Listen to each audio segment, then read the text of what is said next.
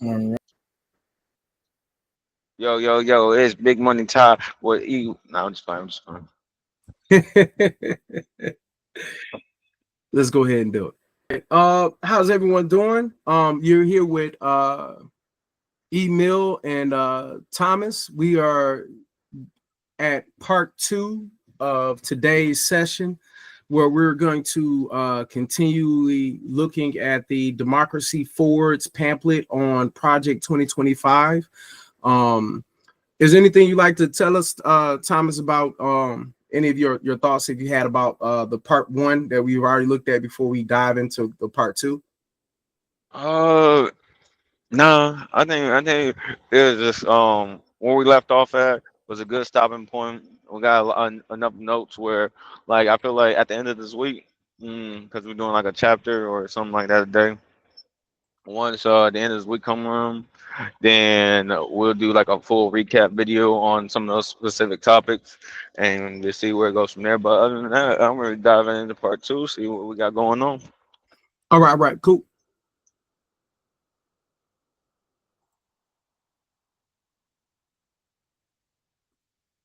I believe the last thing we are talking about was military benefits. Now we're talking about the farmers. So it says four, how they'll do it.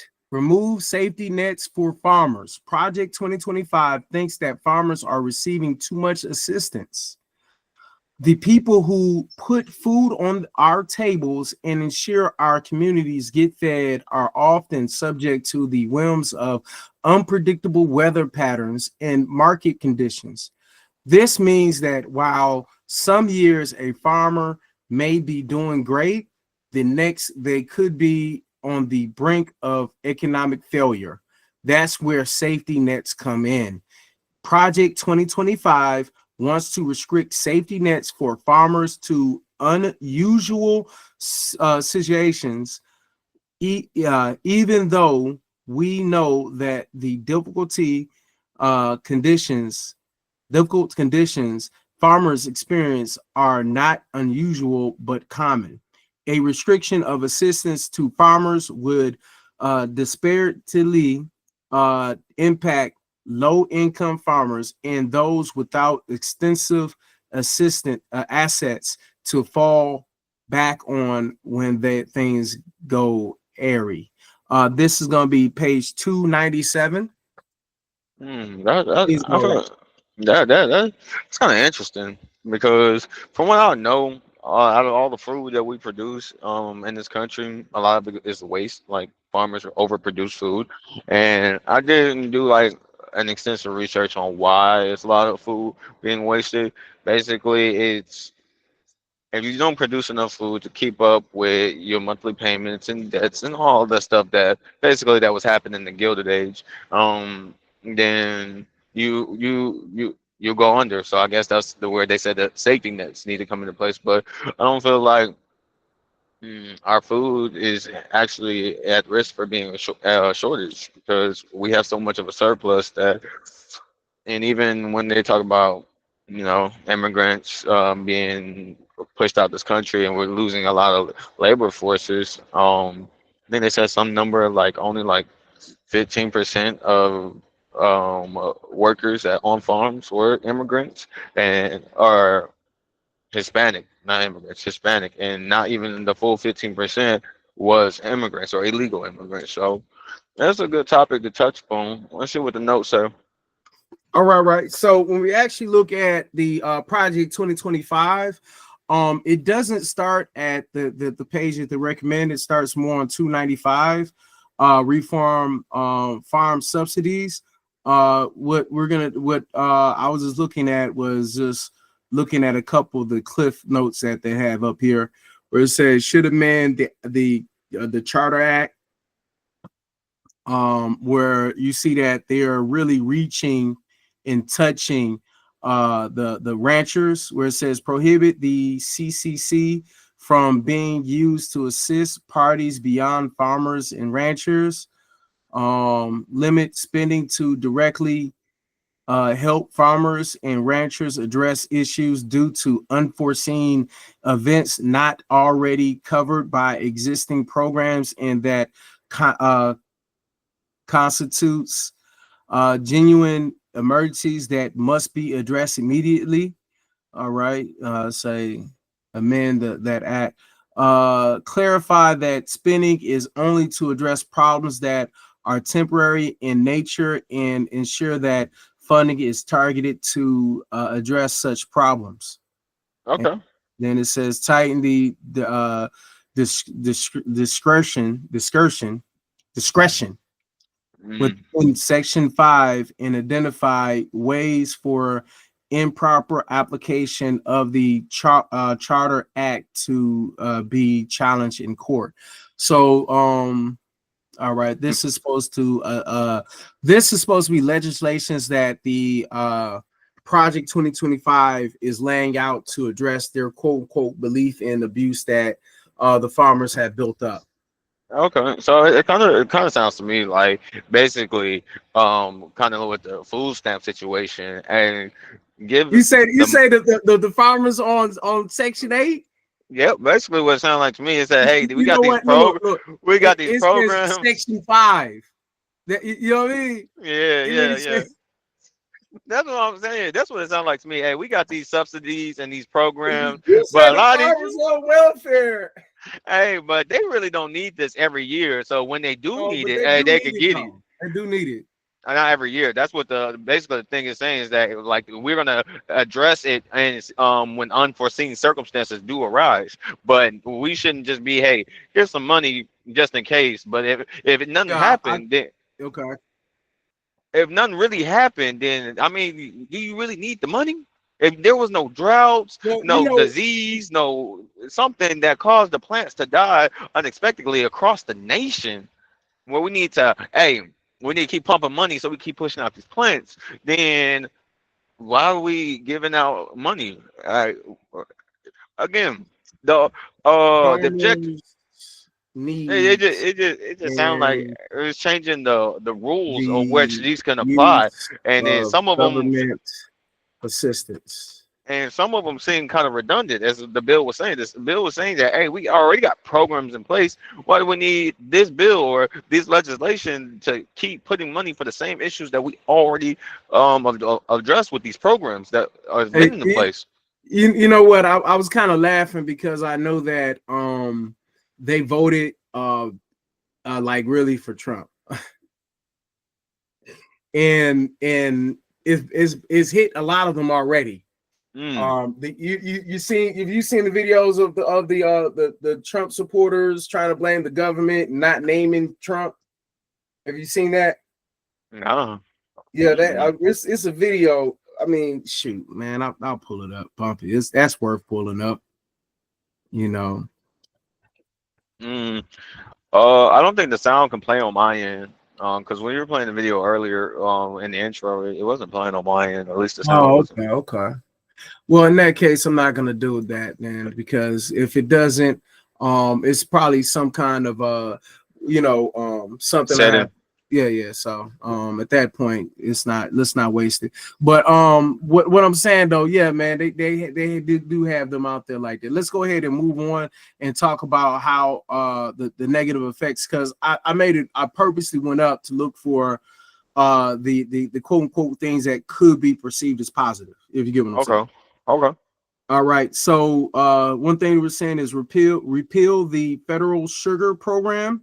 The federal government should not be in the central planning business. And the sugar program is a prime example of harmful central planning. Its Mm. very purpose is to limit the sugar supply in order to increase prices. The program has a regressive effect since lower income households spend more of their money On to junk. meet food needs compared to higher income households.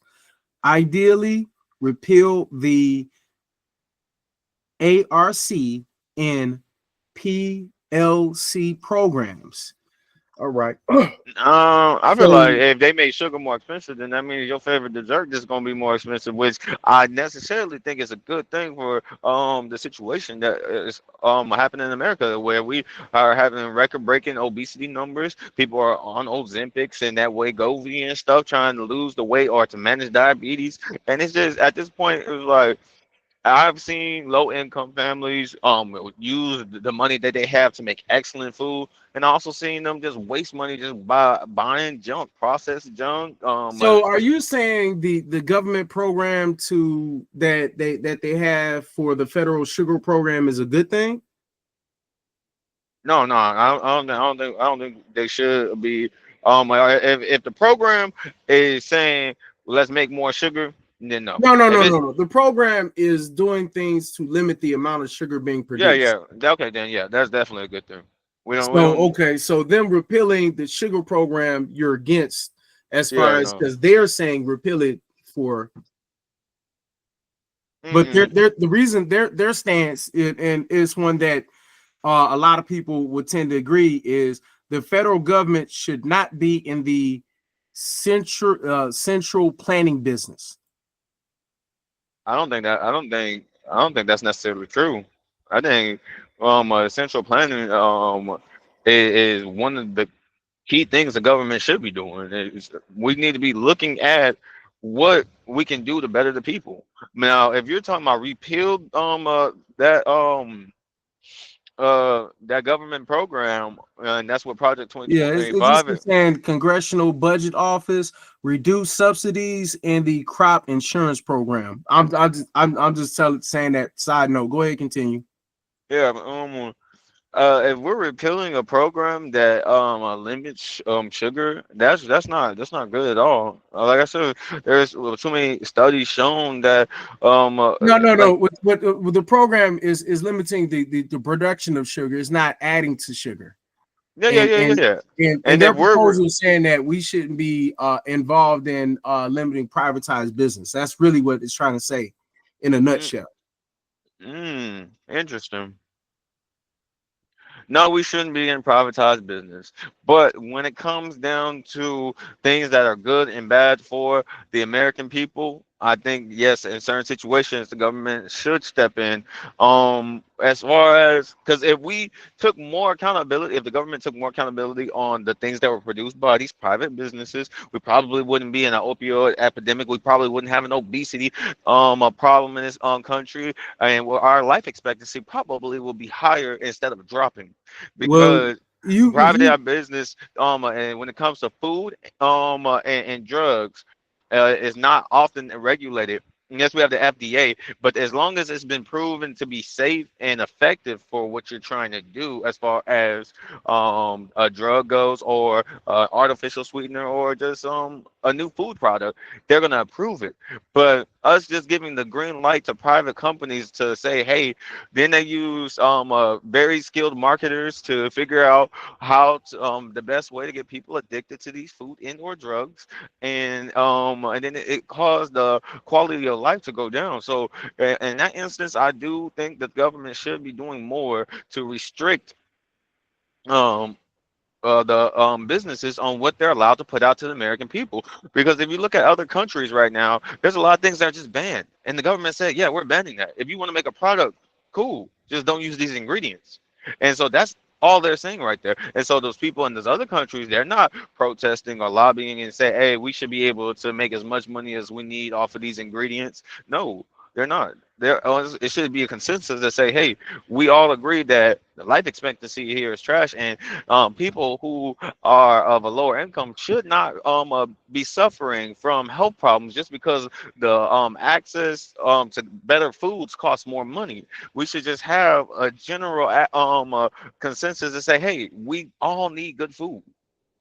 I mean, yeah, I'm surprised you took that point, for the most part, but at the same time, you are a health person, as far as knowing that background, that medical background.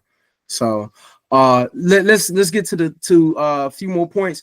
Ideally, repeal the ARC and PLC programs. Farmers eligible to participate in ARC or PLC are generally already able to purchase federal crop insurance policies that protect against shortfalls in expected revenue, whether caused by lower prices or smaller harvests.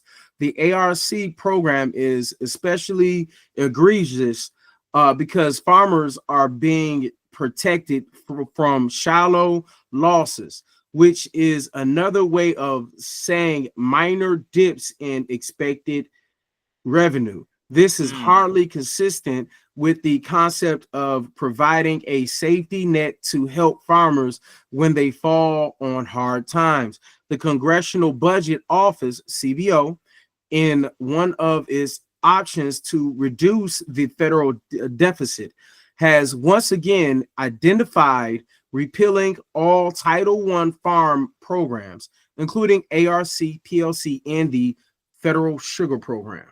So mm. what this is saying is they're going to be repealing these programs for people who are on welfare because they cannot handle their own budget.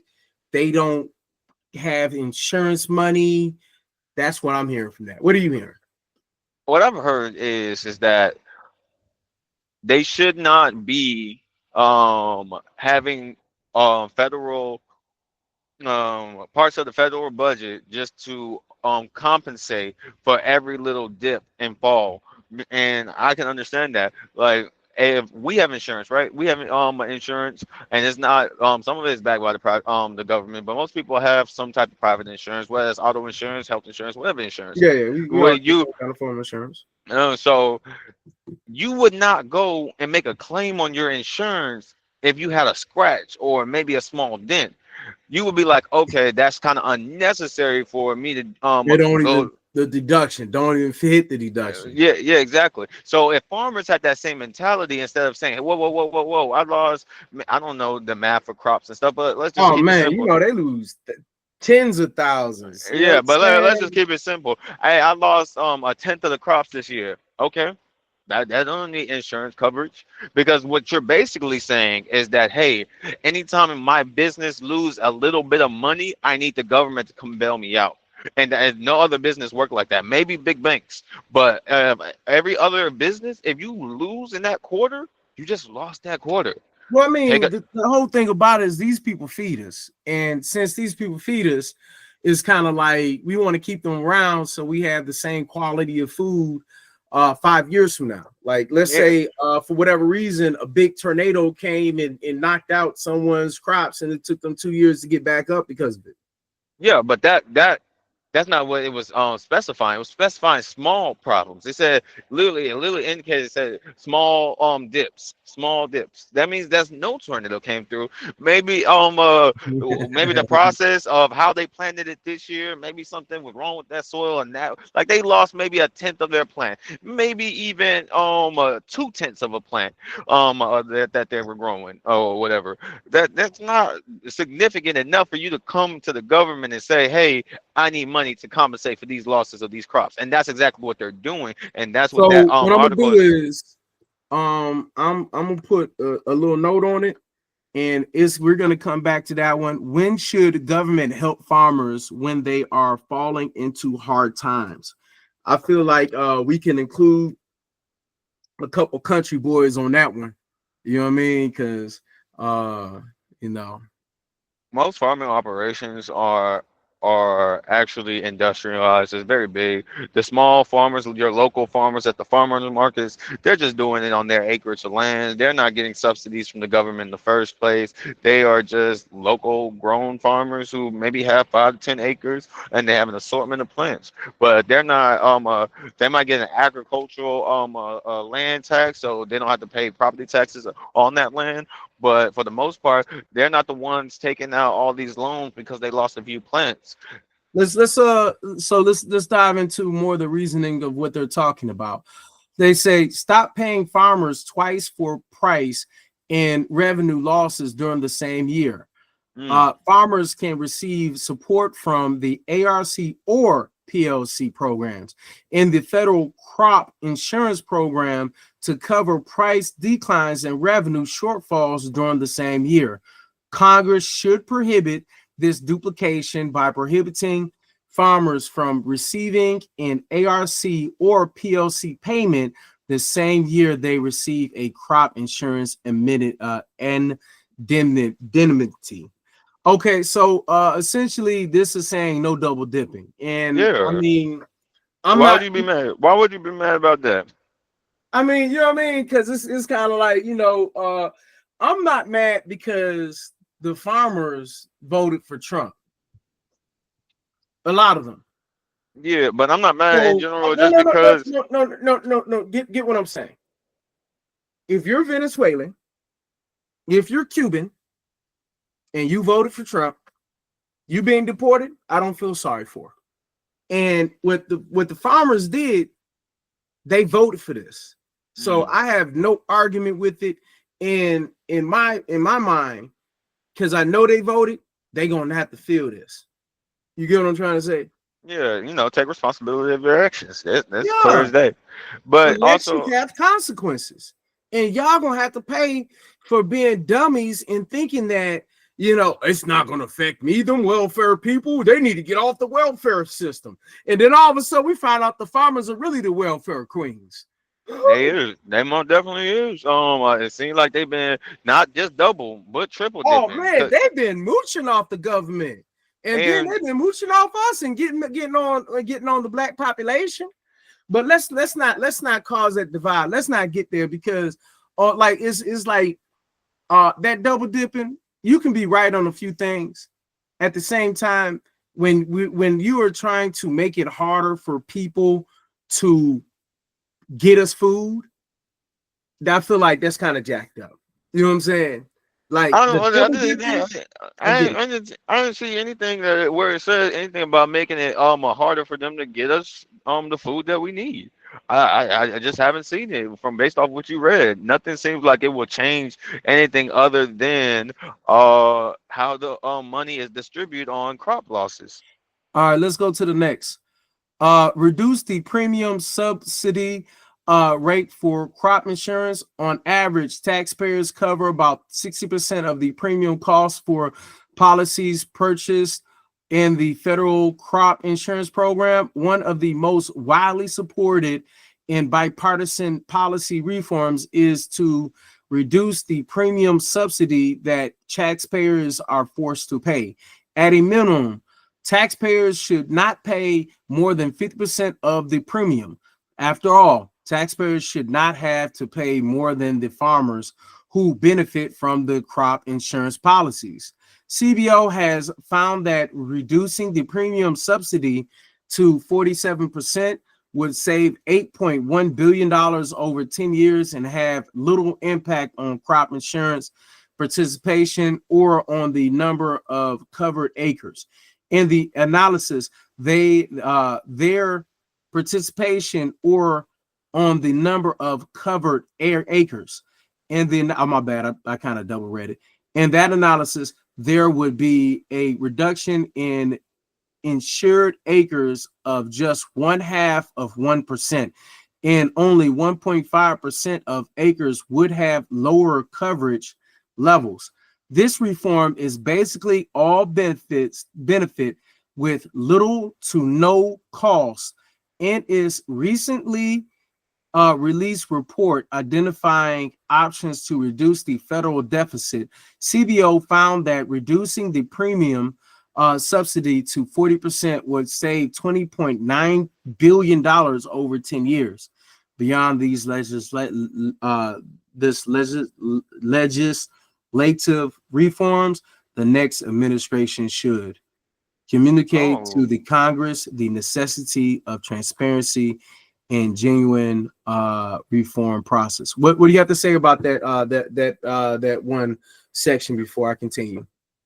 Project 2025 being too lenient on these farmers. They talking about just reducing it to 47 or 40%. Nah, why am I paying even that much of the subsidies? 35% max. 35, maybe 33% max. These people are getting over. Not only is they not covering majority of the premium for the insurance, but they're using the insurance and they're getting these other programs basically double triple dipping. But and it's cheaper for them to do it too. It's cheaper for them to do it. That's Yeah, yeah. crazy. That's wow. I did not even know all this was going on in the agriculture business right now. Them boys was eating off of us. Well, like I know in Georgia that they is it's like depending on who you are, like a lot of times a lot of the black farmers are not tripping about the government not giving it to them because we don't qualify a lot of times for a lot of stuff that has been given. So that's the reason why a lot of the black farmers are really hush hush and you don't see them complaining as much. You know what I'm saying? So But don't that make you think all them little shortages we've had, eggs especially? Hmm. Was there really an egg shortage at all? I mean, I'm pretty sure that there's some stuff going on. We all knew that the eggs are gonna go high. That's because it was some kind of bird flu that they were combating. And when Elon Musk took off the CDC and all those other little letters that were there, that affected it. And then there was some other things that affected it too. No, Uh, but for the no, because most part. the eggs been going up. The price of eggs has been ridiculous for a couple of years now. But and then just Yeah, last how much is eggs around yours? Because I seen that thing was like $8. Even I even seen some that was like four nine dollars dollars. for a 12, for You 12, said what? $4 for a dozen. Nah, that was like $5 around my mom at. So you say $4 where you at? Oh man. Yeah, but I used to get a dozen for $1.30. That's real. That's real life. I used to eat. I've been eating eggs all my life. I love eggs. Right. I but So that's what I crazy. what I did was um I put Doesn't in Copilot. Copilot is an AI uh software that basically, helps. yeah, it helps with some things. So I basically put in why are eggs high in USA. It says egg prices in US has been soaring due to several factors. One of the biggest reasons is an ongoing bird flu outbreak, which has affected poultry flocks and lead to supply shortages. This has forced producers to cull millions of infected birds, reducing the number of egg laying hens and driving prices up. Other factors include rising feed costs, inflation, and seasonal demand. Prices vary by state, with California seeing some of the highest costs, up to $11.06 per dozen. Nationwide, the average price of a dozen eggs is currently $3.27. How have you noticed a big jump in your? Yes, I've noticed a big jump. Yes, that's the reason I'm No, asking. so what I seen recently, I would say about 6 months ago, or I would say 7 months ago, right? There was this thing going around with the farmer in the farmer community about the eggs, and there was like, and they wasn't talking about the bird flu. They were just talking about these egg laying hens that's been producing very well, all of a sudden recently stopped. And then there was like they don't understand why. And then one farmer came out and said, "Hey, when I switched from this well-known feed brand that we most farmers be using to feed their chickens, when we switch from that to something different, they start laying it again. So then it was like, oh, were they doing something to the feed that was causing the hens not to lay eggs? You say And competition. Somebody trying to take out the competition? I don't know what was going on, but I know there was a feed brand that is used by a lot of farmers that was going around in the communities, that caused their hen laying their egg laying hens to stop producing eggs for Eggs. like for a couple months, and it was like a big deal. And then finally, like after like a month, maybe 6 weeks or something like that, a dude came out, one a good farmer was like, hey, once I switched the feeds out, that they start laying eggs immediately again. So that came to like be investigated on what was going on with that feed. And so now it brings me back to the topic is the prices of eggs being artificially inflated. Maybe some doing bird flu, some doing because of whatever they're putting in that feed, but they're artificially hiking up the price of eggs for one, maybe to claim on that insurance, and maybe on those other programs. But because at one point I believe that eggs the farmers who did eggs were losing money because the price of eggs were so cheap. Like I said, I used to buy a carton of eggs for like a dollar and some change. Like it really was very cheap to buy eggs just a few years ago. So with eggs being so cheap and the prices of them are being historically So low, let, um uh, let's uh, let, let's dive a little bit more into this article because we have a few more pages on this. I'm gonna skip ahead. I'm gonna skip a little bit, but I'm gonna read just the title of this. What they're saying is these are reforms that they're asking. Communicate to Congress to the necessity of transparency and genuine reform process. And then let's go ahead and skip to the next one. Separate the agricultural provision of the Farm Bill from the nutrition provisions. So this right here is basically saying to have genuine reform and proper consideration of the issues, agricultural programs should be considered in separate legislation, distant from food stamps and the nutrition part of the Farm Bill. And reauthorization of such programs should be fixed on different timelines to ensure this separation. mm, Agricultural and nutritional programs, which are distant from each other, have been combined together for political reasons, something which is readily admitted by proponents of this log rolling. When it comes to American agriculture and welfare programs, they deserve sound policy debates, not political tactics at the expense of thoughtful discourse. So they're basically saying that instead of them treating the farmers and our nutritional values, putting that kind of stuff together, they're trying to separate health and the making of food. Is oh is is that what you're getting? yeah, yeah, and I found that very, like, I'm not saying that they're wrong. Yes, I wholeheartedly believe that. But don't sit here and be very much on one thing. Like, oh, we need to separate benefits from health nutrition plans, but we're not gonna separate food from drug administration. Like that's kind of a it seems ludicrous that you say, hey, these two really don't have nothing to do with each other, and then we got a whole different organization that also deals with food, but also does with drugs, and they got nothing. That's too far apart for you to do. So So I don't like yes, that it so needs to you be also separated, like if you notice but like it's saying that they're trying to separate they're trying to move the work of the food and nutrition services to probably privatize type stuff. That's what it looks like. What we're gonna do? What topic would you like to touch on about this particular? Because we're gonna move on to the next. What topic or like how should we phrase this stuff for when we come back to this? um, let's say farmers benefits versus health nutrition. Farmers benefits and nutrition uh policies. Yeah. How do they work with each other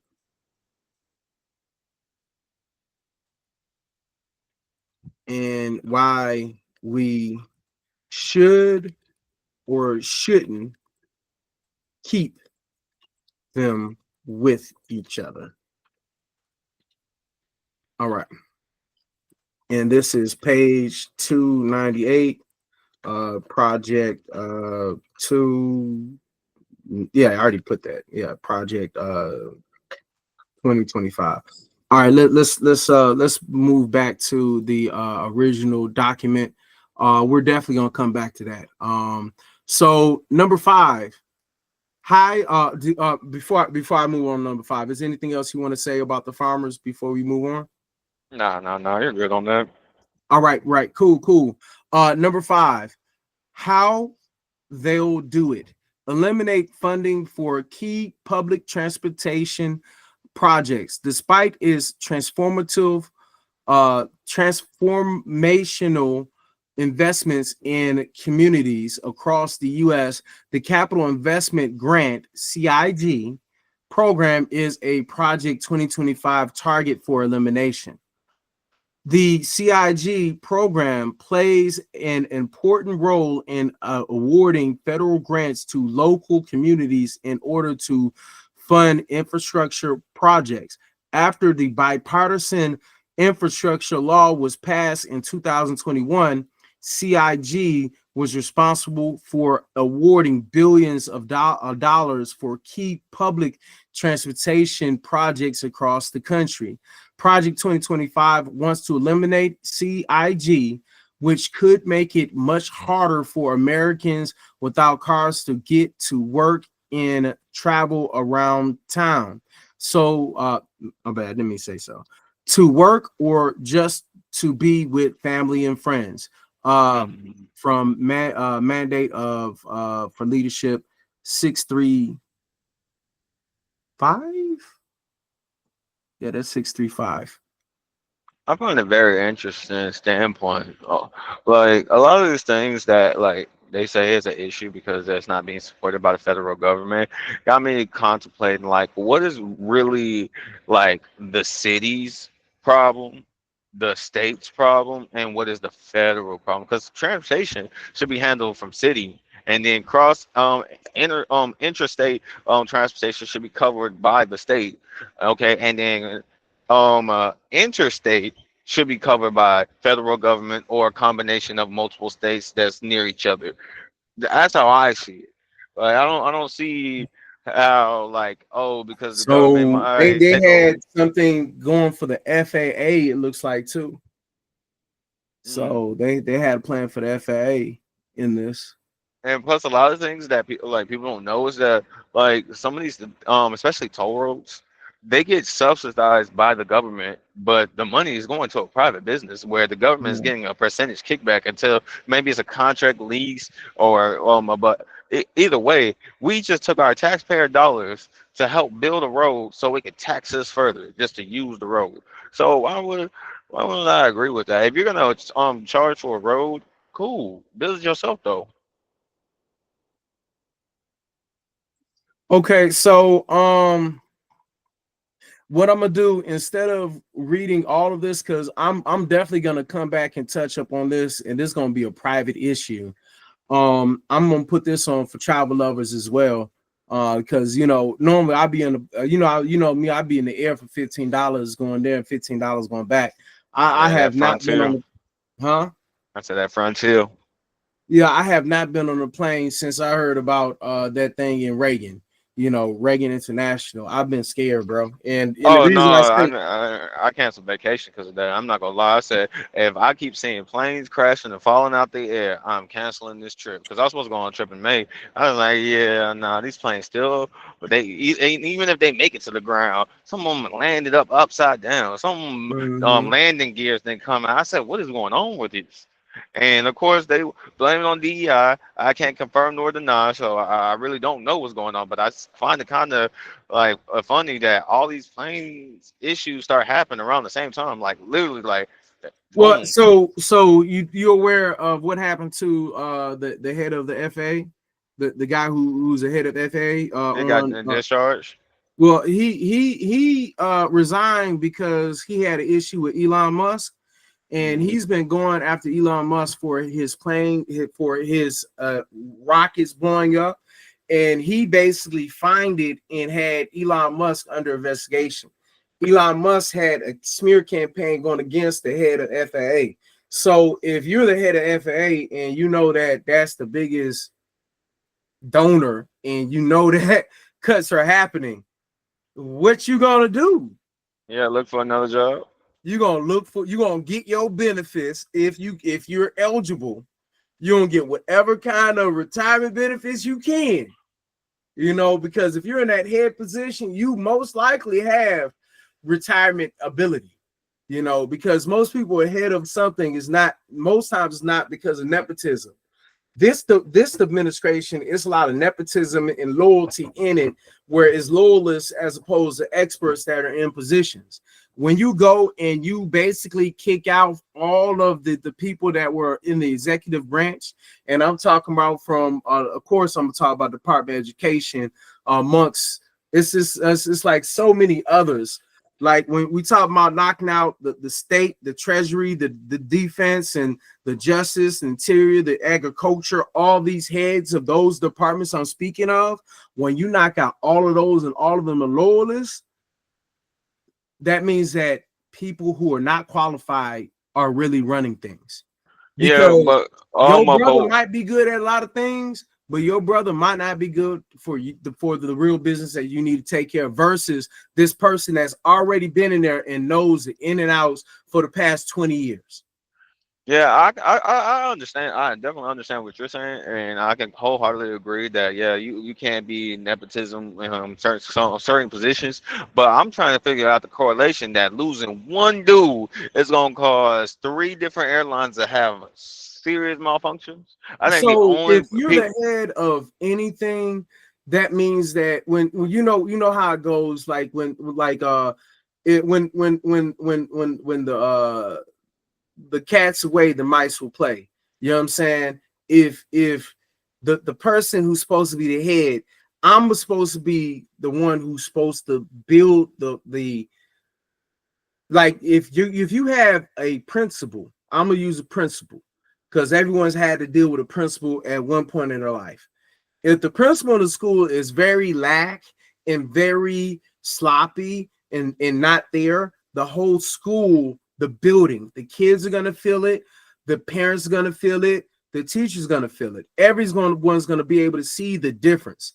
Now, when you have a head that is strong and is qualified and has dignity and is trustworthy and honorable, then after a while, as long as the people that he kind of has around him kind of sees that and feels that, if they have any kind of real feeling about themselves, they're gonna yeah, conform to that type of mentality. a leader that leads by example and keeps everybody on their p's and q's. Okay. Okay, versus somebody who, I'm fat, sloppy, or I'm just I'm a skinny person, and I'm drunk all the time, and I smoke little Newports, and I don't care about nobody, but what I'm saying, like I'm just saying, like him being there puts the establishment on note. He's gonna make sure that those components of the planes are at a higher standard than somebody, because at one point they didn't even have anybody as a head. It was just an empty position. So throughout that time, they just threw somebody in there, and the guy they put in in his place was like some kind of celebrity, because Trump knows all the celebrities. That's the reason why Yeah. everyone's so cool with him.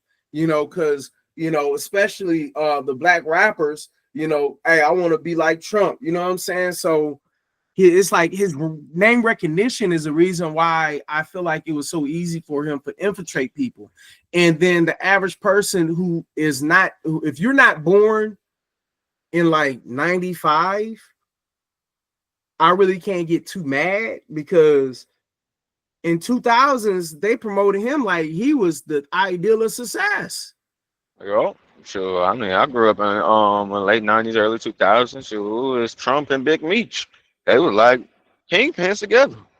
Yeah. But the thing is, it's like the only way that you'll know that it was BS is if you seen and you was actually conscious in the 90s. You know what Yeah, I'm saying? yeah. Before the turn of the century. Yeah, yeah, yeah, Yeah. yeah. So let's go ahead and get into the aviation. I'm gonna save a lot of what Yeah. of that, and I'm just gonna get into what they want to talk about, because that right there, that's gonna be a whole series on its own. Yeah, and but it's I'm probably be just running. safe to. It's probably just safe to say, hey, stay four wheels on the ground and get your butt on the boat. Don't take off in no plane. Yeah, you silly. So this is where it says let me see. Separate the ATO from the FAA and relocate it to separate headquarters outside the DC. All right. Shift from aviation user taxes to fees for air traffic services paid directly to the ATO. Allow the ATO to issue long-term revenue bonds for major projects. I'm not exactly sure what ATO is, but I It, did. it sounds like things are getting more expensive. Plane tickets gonna get more expensive because they just gonna pass that tax straight on to us, and it sounds like uh they're opening up their wallets to expand more private business and air flights. Okay, Might okay. be something to do with Elon Musk want to switch over to a private sector or personal planes, whatever they might want to do. Might be one of their agendas.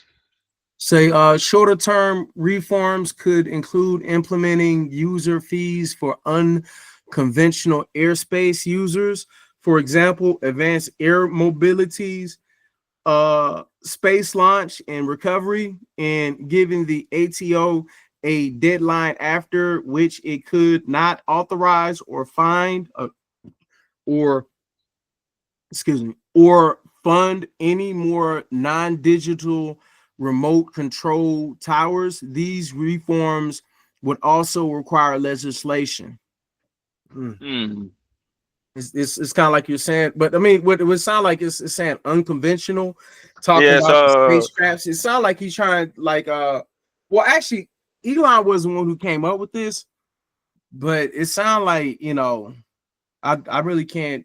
I it's basically unconventional. Maybe they're saying that things that don't normally go in that airspace need to pay a fine, or people who don't use that airspace frequently need to also pay a fine. okay, okay. Because whether you're in an Airbus 380 and but because I've noticed it was American Airlines and I think it was Delta. They recently came out with new flight paths. Oh yeah, yeah, yeah.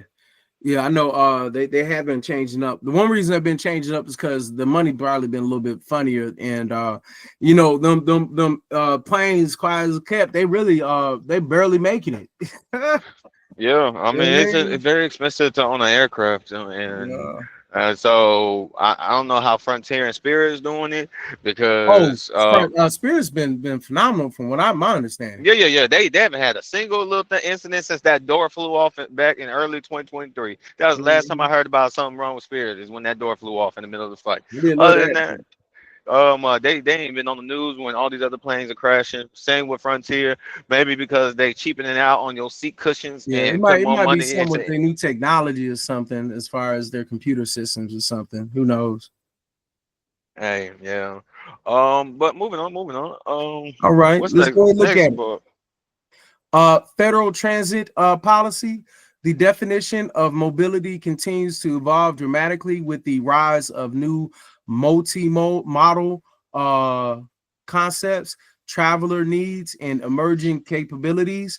These fundamental changes in the way transportation services are offered also influence the form of our communities.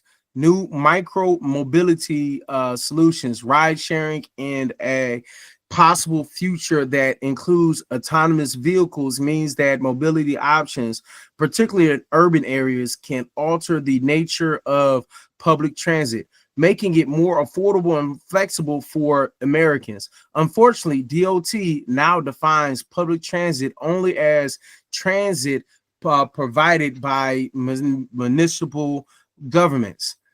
This means that when individuals change their commutes from urban buses to ride share or electric scooters, the use of public transit decreases. A better definition for public transit, which also would require congressional legislation, would be transit provided by public rather than transit provided by public municipality. The COVID-19 pandemic caused a substantial decline in usage for all forms of transportation. Mass transit has been the slowest mode to recover, with October 2022 rideship reaching over 64% of the level seen in October 2019. The sustained increase in remote work has caused changes in commuting patterns, since facilitating travel for workers in one of the core functions of mass transit systems.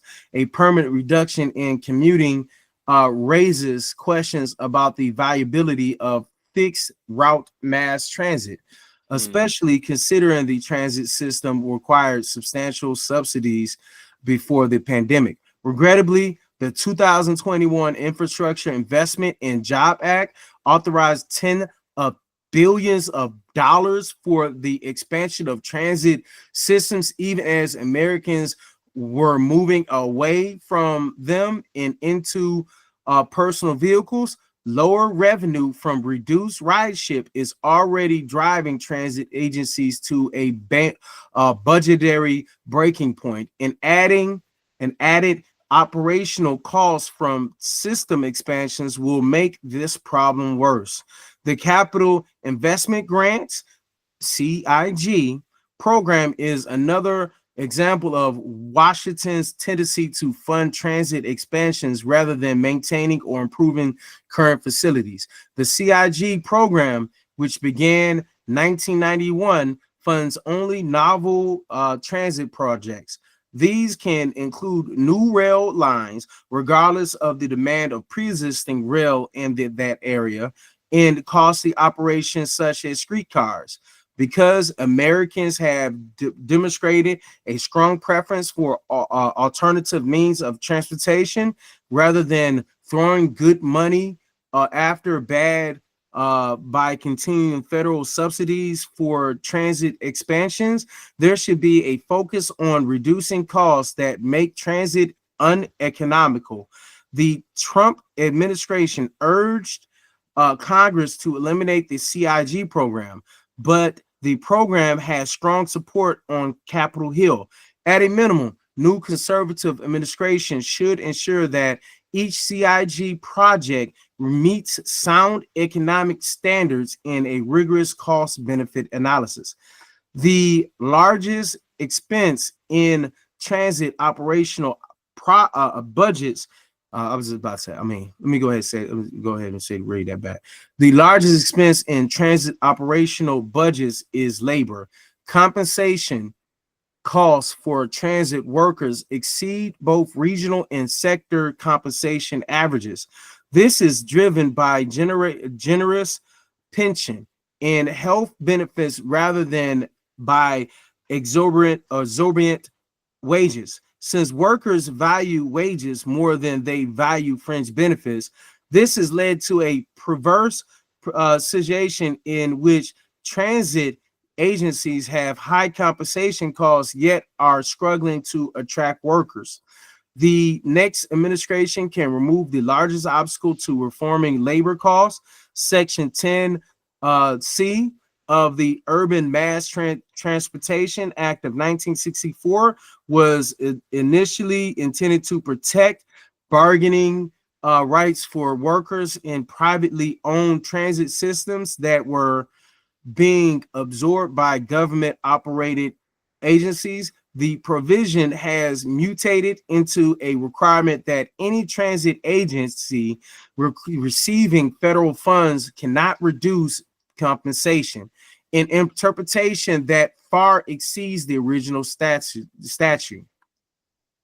Returning to the original intent would allow transit agencies to adjust fringe benefits without fearing a federal lawsuit.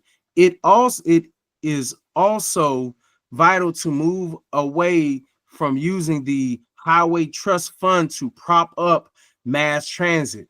The fund was driven into insolvency and repeated bailouts through decades of transfers to transit, without any increase to transit usage to show for it.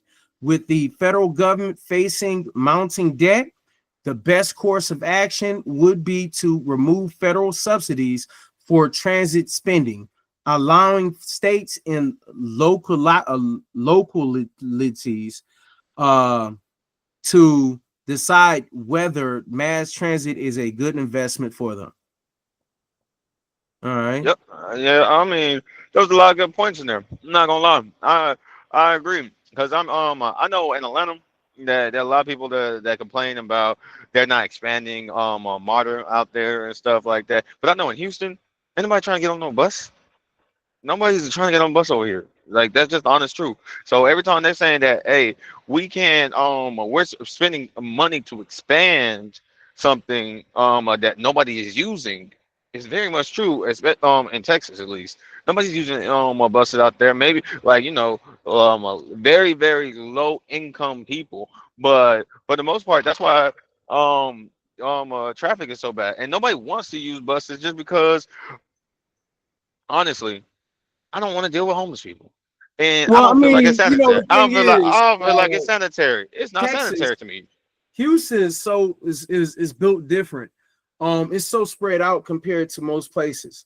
So we're not willing to do it because it's gonna take us an hour here, the hour there, and everything like that, and it's not even that good of a system It's not. compared to a place like New York. New York, their system is so much better, And so with that and last bit saying that you should take it from the federal and bring it back to the state or the city to determine whether you need so how in the expansion or world not. are we supposed to get the teleportation systems if we're not even gonna advance what we got going on? We don't need to advance. Oh, but it's just basically like what I was just saying before we even dove into this. I'm like, Just what just is stay in the what? Stone Age, son. Just don't make No, no. improvements. What is the city's job? What is the state's jobs? What is the federal government job when it comes to transportation? Like but I feel like expanding public transport. I can only speak on public. Like I feel like yes, the city or indoor state should be more directly responsible on making the decision on whether they actually need an expansion. So you could say, oh, no, forcing everybody to expand, but why we're gonna keep expanding something that's not being used? And So I'm gonna say it like this, just because you're not using it, don't mean it's not being used. And then I'm gonna say like if it is a nicer experience, then we may have to, because if there's too many people driving, all of the CO, all that carbon monoxide getting in the air and all that extra stuff, after a while we're gonna see the effects. Because if you might so not so make realize so make the in cars in better. Make the 1990s in California, they had a whole smog epidemic. Like it was horrible. That's the reason why they're so strict on the smog right now. Are you aware of that? yeah, yeah, but that's why they're trying to make cars better. Oh Um yeah, of uh, course. But what I'm saying though is the fact that by having that option, let's not act like we might not have to revert to doing something like that.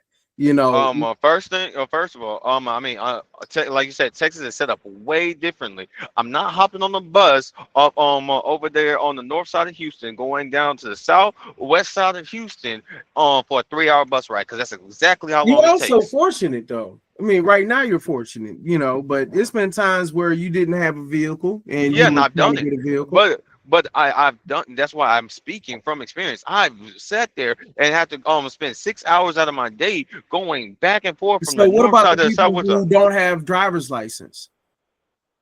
Yes, That but don't that one of that don't nobody's saying is to get rid of the program. Is just stop expanding because it's not a necessity to expand. Now you can use the money in different ways, like bettering the equipment. Of course, go ahead and get better buses, get better so scooters or whatever y'all want to use. Biden already had some initiatives, especially in California, to my understanding, that they were going to be doing like a speed rail or something of that nature, connecting like I think Yeah, LA to San Francisco, something of that nature. we already got And one plan from Houston to Dallas I too. get you, This but what what I'm saying is but what you're talking about, if they actually do that, that plan will just like whatever they already built, we're just gonna just let it just decay.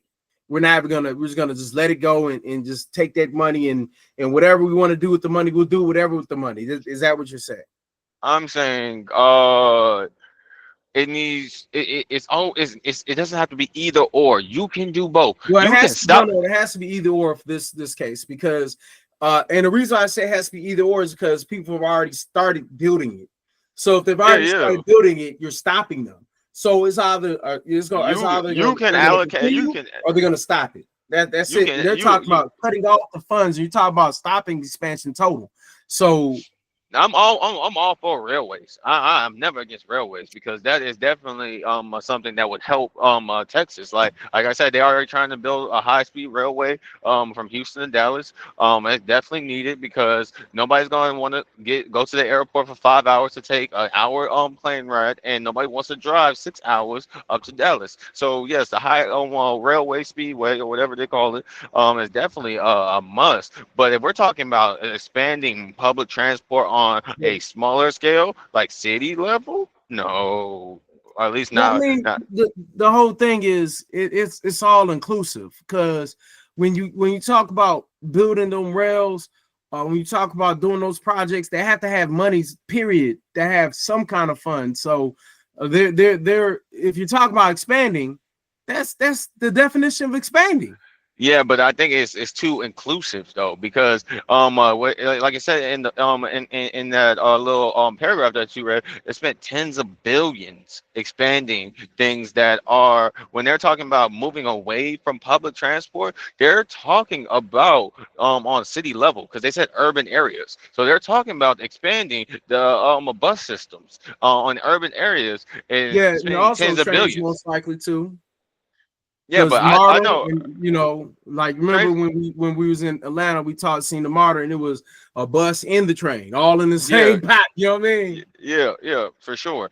Now, if we can say, hey, let the city be discretionary on what parts of transportation they want to expand, I'm all for it because they said bring it back down to city and state level. That's what like the ending of the paragraph was, and I'm definitely all for it because that's the only thing that makes more sense.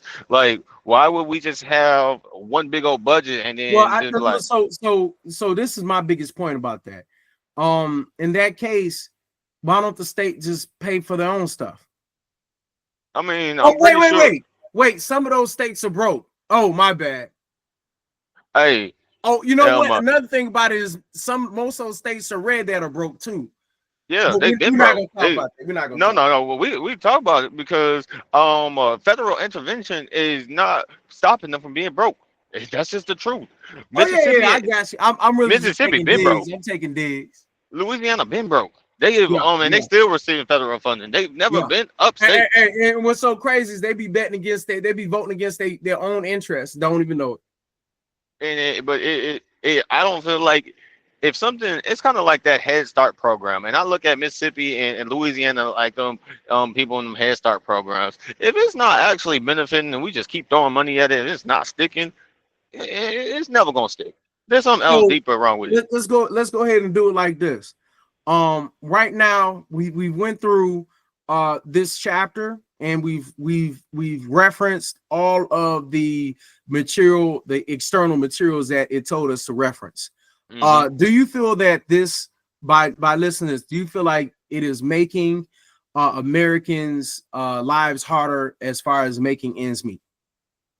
Um, no, not necessarily. I haven't seen anything that would be like that's drastically gonna make Americans' lives harder. There, like okay, we just touched on the farmers. We touched on the So transportation. you say even the farmers you feel like ain't gonna have a harder time even though they welfare recipients. Oh no, it's just gonna make it so they're I'm not talking eating about the as farmers themselves. Their lives ain't gonna be harder. You know they welfare, right? um. No, I think it will be harder. It's just like somebody who's been getting COVID money and stimulus checks, Oh yeah, and it's I know, but I'm just saying like just in theory. it But will, yeah, it yeah, will they're be welfare harder. kids. They're welfare queens. Yeah, yeah, but So that doesn't I'm not asking. Look, the question was, is it right or wrong? The simple question was, will it make it harder for Americans? It's not if it's right or wrong. Yeah, yeah. Given Some people lives will get rougher, but and do they deserve for it to be rougher? so what I'm saying is, like the welfare queens, we you say support for farmers. My whole thing about it is like let's go ahead and look into it real quick because Trump. So the answer to answer your Look, I question, got look before we continue. I just gonna need to figure out how many farmers voted for Trump because I'm over here. Because if it's over 55%, oh, I'm fine. Farmers voted for yeah, Trump, and then okay, let's look at that. I'm saying it's going to be harder, but they've been having it very easy, so it shouldn't be that big of a deal. You just going to have to restructure, budget, and figure out what you're missing instead of just, hey, a tenth of my crops died. I need that a crop insurance that 60% is paid for, the premium is paid for by the American citizens. Yeah, nah, yeah, your life gonna be So a little now harder. listen to this.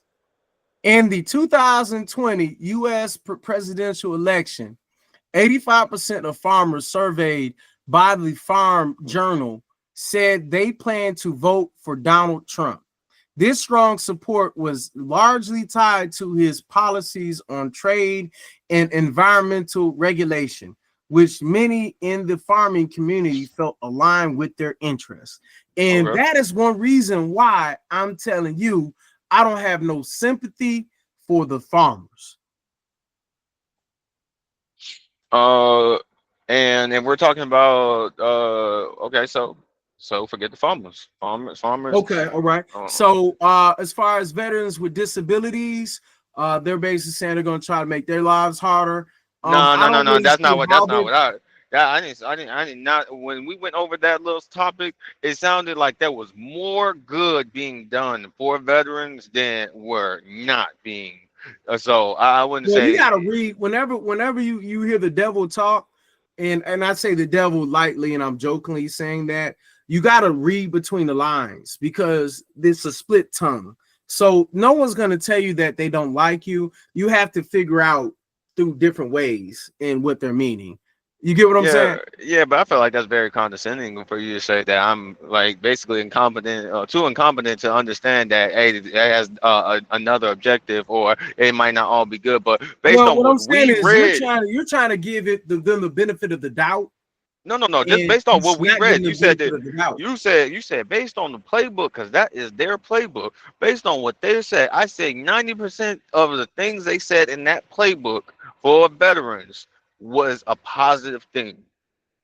There was a 10% little hook when talking about burn pits and Agent Orange that might seem like a little shaky, but anything that came before that was definitely a plus to how veterans go about getting Hold on, let benefits. me go ahead and go back over there because They were talking about maybe expanding into the private sector, making things more so efficient. so when we talk about people moving into the private sector.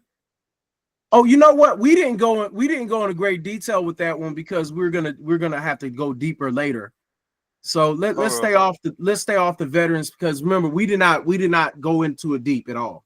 Okay, so we checked farmers, we checked transportation, we checked veterans. The other topic I think we talked about was the Now SNAP early benefits. education, Yeah, yeah, as far as the dealing with the Head Start and food assistance. yeah. So, um, for those people who are been abusing the system, it is definitely going to be harder for them to get food assistance and other benefits that are connected to that. And people who uses loopholes to get other benefits, yes, it's going to be more difficult for but people who actually need those benefits. I think it's going to stay approximately the same.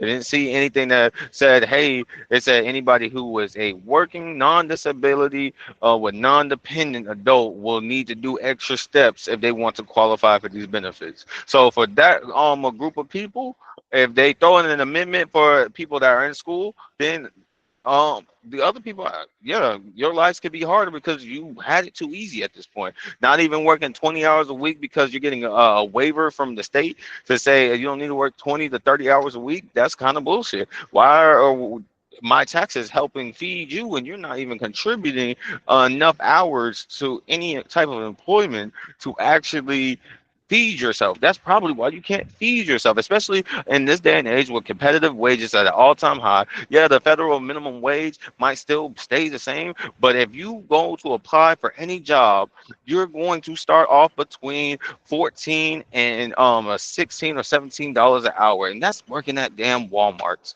So Man, you that ain't no money when you talk about rent, bro. yeah, but it's way better than the federal minimum wage. That's at a competitive wage. I didn't say, hey, we're gonna give you thirty When dollars you an talking hour about to work on $15 Walmart. an hour, and you got if you got a child and you ain't making $15 an hour. No, no, no, no. We're talking about non-disability with non-dependents, working adults getting food stamps. Okay, That's what we're talking so about. I hear you, and you're saying as far as affordable early education, as far as a Head Start, and that what do you think? That actually is a very delicate subject because, like I explained when we went over it, is that I can definitely see how it's not really benefiting people. As far as producing what it's supposed to be producing, good, low income people getting a quality education from these Head Start programs, it's not doing that. What it is doing though to benefit the people is being basically a free daycare. Yeah, That's but with all the problems that's coming from that quote unquote free daycare, it is now making it come into question, is it necessary anymore? Now, free daycare is always a plus. So Head Start being there but if we're gonna let kids not learn, or we're gonna let kids be abused sexually or physically by teachers and or other students, yeah, it will make life more difficult, but maybe it will have a better end result. Like I said, it's a very delicate situation because there's going to be numerous studies needs to be done on which programs could be revised and maybe saved, and which programs or people participating in the programs just need to be fully cut off. Like so, um, if it was just to say, hey, we washing our hands with the whole program, and if the states don't offer it, then so bad, so sad. That will be a hindrance. Yeah, that will make American lives harder because even if we're just taking the simple fact that it's being used as a free daycare, as long as it's a clean facility and the kids are not being abused. Okay, who cares if it's a free daycare? I know how much child care is. I got two kids of my own. That's exactly why, like, I have a stay-at-home wife at this moment because even if you want to go, the money you make at a job versus the money we got spent, which would be roughly $2,000, like $1,000 per kid yeah, to yeah. put in child care a month. So that's 2,000. So unless you're making at least three times that in a month, I don't see the It's not purpose of even you going worth to it. work. Yeah, Yeah, yeah, yeah. so if like I was saying, so if it's a clean facility that maybe the kids ain't learning, maybe the kid it's not really a Head Start program, but as long as they're safe, clean, and um uh the benefits of a free daycare does typically help out the everyday American because of how expensive childcare is in this um global economy that we have right now. So I don't know, like I said, it's a delicate subject. If they was to take it all away without doing their due diligence, that really would be kind of messed up. But if we can find a way to revise it, like you said, add cameras to facilities, and like I said, audit the facilities, make sure their health code and nutrition is up to par at bare minimum, and then we could talk about their education curriculum schedules and stuff like that. But first, we need to focus on safety and nutrition. For if you're not safe and you're not eating nutritious food, who cares if you're even getting quality education? That needs to be like figured out off rip. Yeah, I mean, I guess when I seen about that, when we talk about the farmers, I know I'm jokingly talking about them being welfare queens, but I don't Nah, mind. that's not no joke. That's not a joke. That seems like it's very much factual. Yeah, but I don't mind feeding welfare queens because when it comes down to it, I really don't care. And the reason I don't care is because I will feed a stranger food. You know what I'm saying? It's something that we do. You know what I mean? It's not a horrible deal. Now, when they're taking advantage and double dipping, I do have issues. No, So no, no. Let me wait before you continue. It's not necessarily helping because, like you said, I'll feed the homeless. I participate in things like that all the time, but I do not take care of the homeless, and that's what we've been doing, taking care of people and not helping people. I mean, I got you. We're gonna have to we have to differ a little bit on that because the way I look at it is equality and inclusion and things of that nature. A lot of times it's like if I was to request for you to lift up 300 pounds, you're gonna look at me like I'm crazy. But if you tell me to sprint out and run 2 miles, I'm gonna look at you crazy. It's Y- not fair. You know what I'm Yeah, saying? And what I mean by that is it's like certain things that you put people through, as far as if someone is 5 foot tall and if you have them work on a job where they have to go up and the thing that they have to touch is 12 feet in the sky versus having someone who is 7 feet do it. And I then mean, there's a floor job. What I'm saying is the fact that it's like right now, I feel like America is going through this. Well, I had to go through it. You got to go through it. Like, and it's sick because, Biden tried to pass a loan forgiveness when it comes to student loans, and a lot of people were against it because they felt that, well, I paid for my student loans. How come they can't pay for their student loans? And okay, and in situations like that, it should have just been, hey, if you have paid towards your student loans, and we give these credits out for people who just like, man, just hey, everybody gets it. If you paid it off, you'll get the credit. It'll just be cash money, and if you didn't pay yours off, then it'll just be the debt wipe clean. That would have been more appropriate. But if we're talking about equality, see, we're talking about inclusion, but equality is not that really inclusive. wasn't equality right there. That was him really giving a bailout like they did in 2008 with all them banks that were Yeah, acting but if fraudulent. we want to That talk, was a bailout for people who had student loans. It wasn't a corporate bailout. It was a taxpayer bailout from you know people. why? You know why people are talking about if I did it, you can do it too, or it's not It's because only because like people just they feel like it's not if I could do it, you equality can do though. it. No, no, but it's not equality though. That's not equal. If somebody does something like you were saying about if I asked you to run 2 miles and you asked me to lift 300 pounds, we need to be more inclusive. But that's not equal. You cannot be equal and inclusive because equality I'm means that not really everybody caring said about equality like that. What I no, mean, no, because inclusion is equality. different than equality. What I mean by equality, I'm just saying like equality to me does not mean the same. That's what I mean by that. It's like equality does not, it just means inclusion. Equality to me means more inclusion and based on what you want in whatever. You know what I'm saying? It's like Mm, it's not based on, because what I'm saying is that's if why. I'm in this party and I'm doing ABC, I don't need to do M and O. I don't have to. I'm good with ABC. We don't have to do the same thing, but we're both having fun at this party. That's all I'm saying. It does we and what I feel like a lot of times with Americans, we feel like if I did it, you should do it, or we feel that I shouldn't have to pay for the next person, or we feel like people are mooching off of us. And a lot of times we don't even realize the government is giving everybody something that they shouldn't have. I mean, Everyone but that has that that something that the government is giving you that in theory somebody has the argument to take away from you. Everybody yeah, here has. almost definitely. But that's why I could never stand behind. But that's why I never could stand behind DEI because DEI never made sense to me. Because if you're diversifying to be more inclusive, then that's not equal. Equal does not mean inclusion. Equal means everybody gets the same chance and the same fairness of those chances.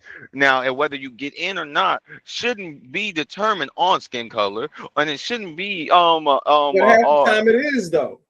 The or quiet part, they don't say out loud. You act like you don't know. You from Texas, man. yeah, but but just bring it full circle on why we're speaking about why Americans believe that if I done something, you should be able to do it too, or if I did it, you shouldn't I shouldn't have to pay for you to do the exact same thing that no one helped me do, because that's not equal. That's not fair. It's just not.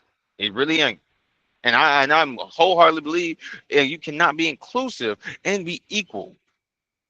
All right, so let me I'm gonna go over a couple more things before we let it go. All right, so one thing that has come across my table is Pramila. How you say that? I can't see it. The Is Pramila, Primella, and Yeah, it's let's just say Primala and then call it done. yeah. Yeah, she is a congresswoman. Let me go ahead and she's a congresswoman who has this is not letting me look it up the way it was like that. So, oh man, there you go. Hey man, I'm gonna talk back to you. Okay.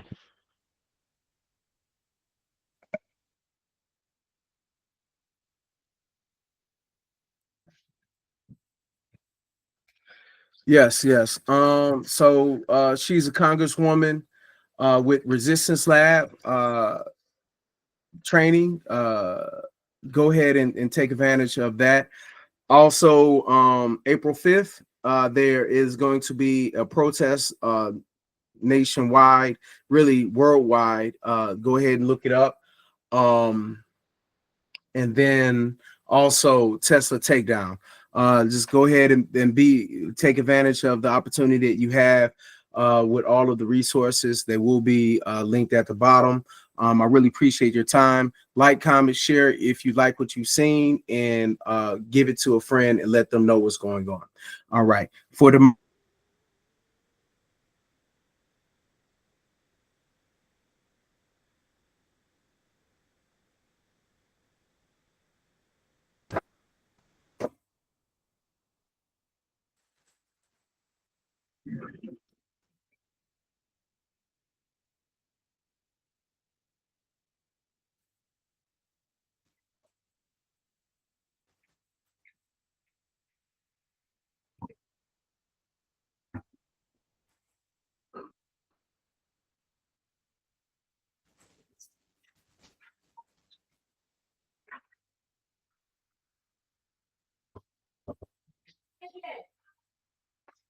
Hey man, yeah. So for some reason, it's like after a while, it always goes out like that, where after a while.